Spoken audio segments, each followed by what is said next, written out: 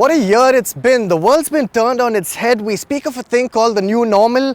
SUVs, mid-size SUVs like the Creta sell 4 times as much as the best-selling sedan right now. Though there have been new releases, there have been a flurry of new launches to keep things exciting for the sedan buyer. In fact, there's 3 choices of transmissions to choose from. You got the CVT that the Honda sticks with, Hyundai jump ship to a DCT, and VW and Skoda jump ship to a torque converter automatic. Which is the right one for you? That's what we're here to find out.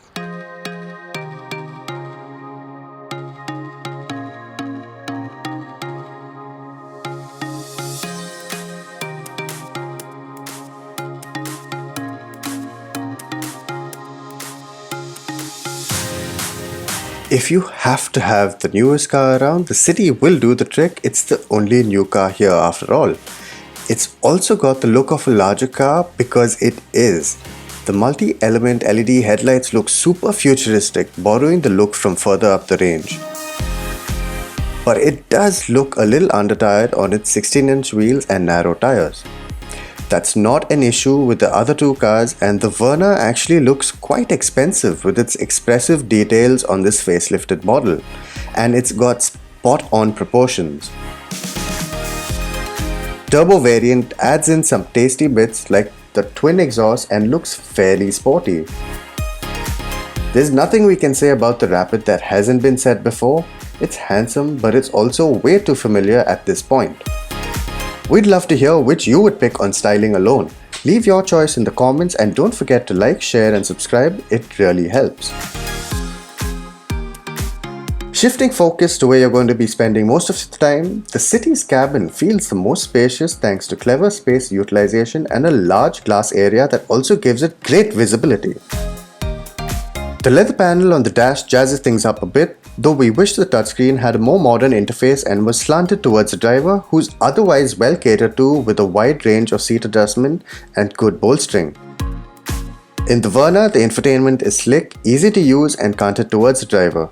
Though just a facelift, the cabin has improved quite a bit, though soft touch surfaces are in short supply.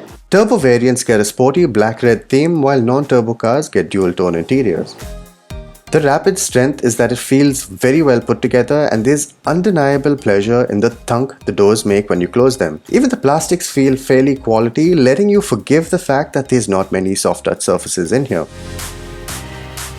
Unsurprisingly, the Hyundai and Honda have the most features that will keep you safely future-proof, with the Verna standards being the ventilated seats, while the City's lane watch camera is very handy for parallel parking, actually more handy than for lane changes. The Rapid misses out on most modernities, but one touch up-down for all 4 windows does come in handy every now and then. Of course, most people looking for a sedan are also looking for a more comfortable rear seat experience than an SUV, and apart from the low rear seat of the City, getting into and out of the other 2 cars doesn't really open causes for complaint. Immediately, it's apparent that the City has the most space. It's got the most legroom, even though headroom is just a little short. It's definitely the widest bench as well, so 3 people will probably be the most comfortable in the City. Now, under-thigh support isn't as good as, say, the Rapid, but it's just about on par with the Verna. But overall, given the quality of the cushioning and the recline of the seat, it should make for the most comfortable rear seat experience.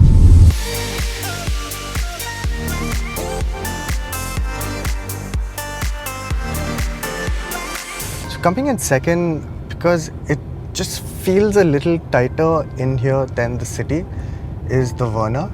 You don't get as much under-thigh support as the City, though the angle of recline is quite good. The cushioning itself feels like it could be comfortable over a longer journey because it's a little on the firmer side. Coupled with the soft ride quality at city speeds, it should make for quite a nice city drive if you're sitting in the back seat. Over longer distances, some of that bouncing around could become an issue.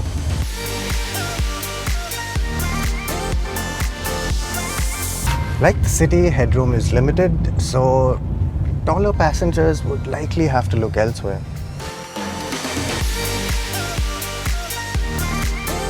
if you're tall, say taller than about 6 foot, you'll find that you have about a finger to a finger and a half more headroom in the back of the Rapid compared to the other two. Knee room is about the same, under thigh support is about the same, though it's not the widest rear bench, so definitely space for 3 passengers would be at a premium, made worse by the fact that the central tunnel is quite high. There's also no cup holders in the central armrest, so you'll have to find another place to put your things, and there's only a 12-volt charger. The good thing is that the overall ride quality plus the seat cushioning should come together to provide a relatively fatigue-free experience over longer journeys. Where sedans do lose out to SUVs is in the ability to drop the rear seats to take odd-sized luggage, but the City's boot is the largest here, followed by the Verna with the Rapid in tow. The Verna and the City offer 6 airbags in their top trims, while the Rapid tops out at 4. The Verna Turbo-DCT is only available in a top trim, by the way, and while lower City Auto variants also get 4 airbags, the Rapid gets 2 as standard. The lane watch camera is nice to have too on the City. The Verna is the only one to come with disc brakes at the rear too, though its braking distances don't really show the advantages of it.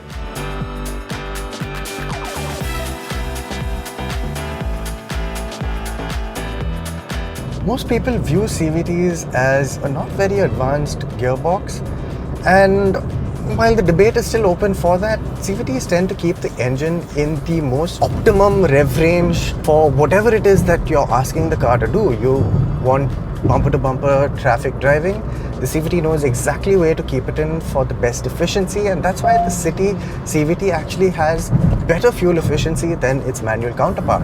Now, the problems with CVTs arise when you put your foot down and you can hear the engine stay at the same rev while the speed catches up, and it's an experience that you need to get used to. Now, if you've got the music on, it wouldn't be as disconcerting, but not everyone drives with the music loud enough to drown out the engine noise. That being said, there are paddle shifters in the Honda City, so if you wanted to get an experience closer to a regular automatic gearbox, paddle shifters afford you that. Under most circumstances, the City is remarkably refined and its NVH is very well controlled, in fact. At 100 kmph, you're a couple of hundred revs under 2000 RPM, so it is quite relaxed. But when you put your foot down, that feeling of playing catch up with the engine revs doesn't really make it feel too enticing. When you get going in the Verna, the one thing that you will notice is that you do feel a little more vibration, especially around the idle mark, and you notice it when you actually open the doors with the engine running. That actually translates into how refined it sounds a little higher up in the rev range.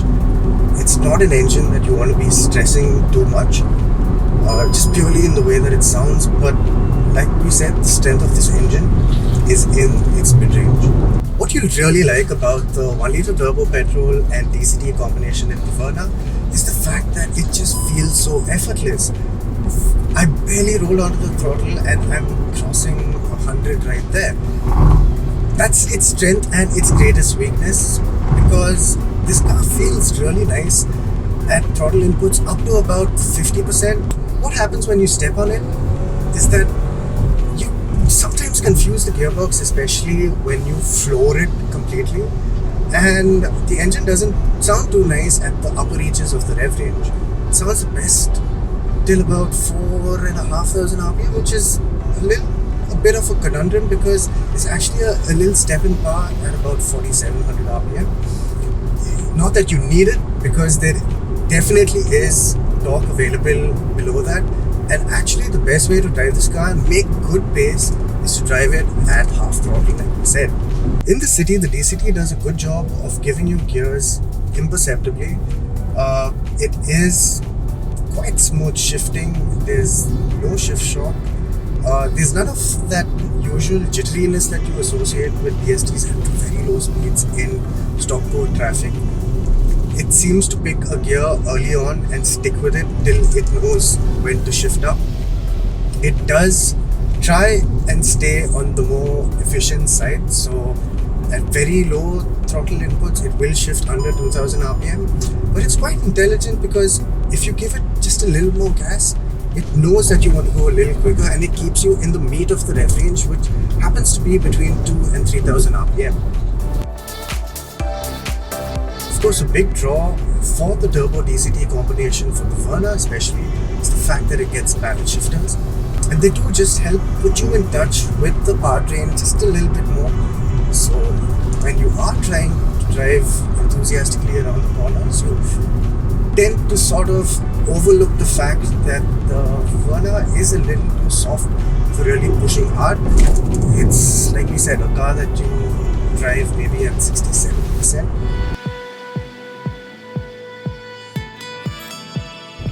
Now you'll probably notice this slightly strange behavior in the way the gearbox reacts to part throttle. When you get off the gas, you go into coast mode quite easily, and then it slips the clutch a little bit to bring you back up to speed.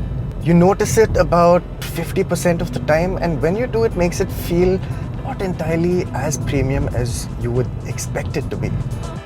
That being said, the gearing is relaxed enough for you to carry an indicated 100 kmph at about 2000 RPM, going up to about 2500 RPM at an indicated 120 kmph. Of the two 3-cylinder turbocharged petrol engines here, the one in the Rapid is just a little more refined, a little less gruff sounding, and a little less like a 3-cylinder. In fact, even the power delivery just feels a little more characterful, because once you cross the 2000 RPM mark, you feel it building, and above 3, there's a lot of fun to be had. It's not as much fun as the manual gearbox equipped version of this car, but then that's the trade-off that you're making, the utility, the practicality of having a gear shift free driving experience. However, the automatic is a torque converter. It's a 6-speed unit, and in regular city driving, you're going to find that it largely matches your needs. It's quite intuitive in the way that it shifts, though you do feel a little bit of the shifts. Putting the gearbox into S mode does help that a little bit, but there's always the feeling that the engine doesn't really match revs as it downshifts, so you feel a little bit of a lurch on each gear change as you're decelerating. Given how strong this engine feels otherwise, it feels like the lack of paddle shifters is really a missed opportunity here. You can put it into manual mode, but the paddle shifters would have just increased the sense of involvement.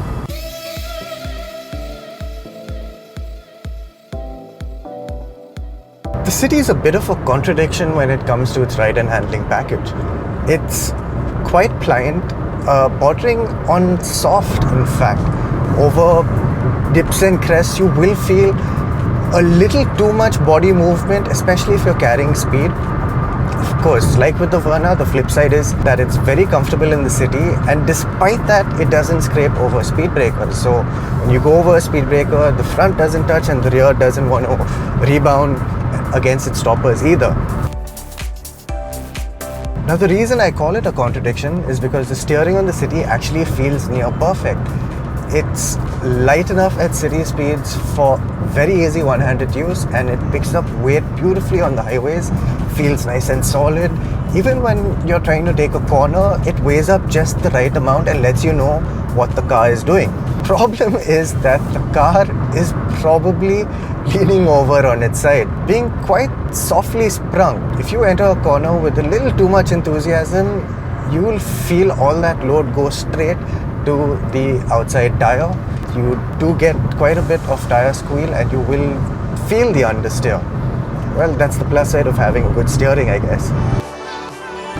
Of the three cars, the City is the one that's going to make you feel like it's going to bottom out over a bad road, and it's the one that will definitely let you know that you need to cut speed over a bad road. This is not a car that you can bomb over a bad patch in. Now, Hyundai has made some great advancements with its chassis and dynamic setups recently. The Verna, it's an older car, this is the facelifted car, so it doesn't get quite the whole extent of that. It is a very pliant suspension, it's set up to be soft, So it's very comfortable at city speeds, soaks up quite a lot of the road surface.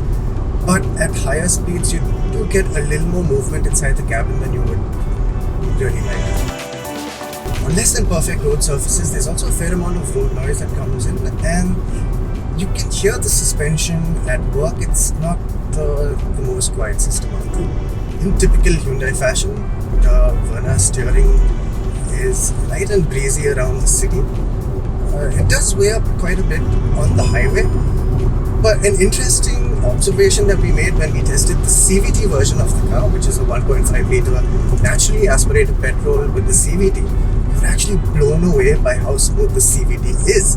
And that car steering felt just a little heavier, just a little more heft around center to help you keep it in the straight line without too much of steering input.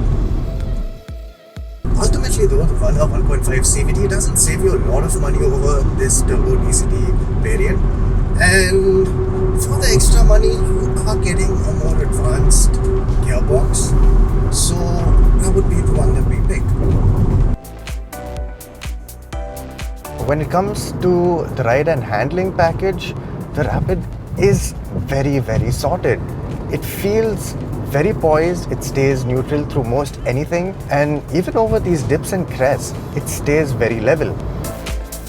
Where you're truly going to appreciate this package is when you get to a set of twisties and find that you can point the nose of the Rapid exactly where you want it to go, and the chassis just follows through and lets you hold that line.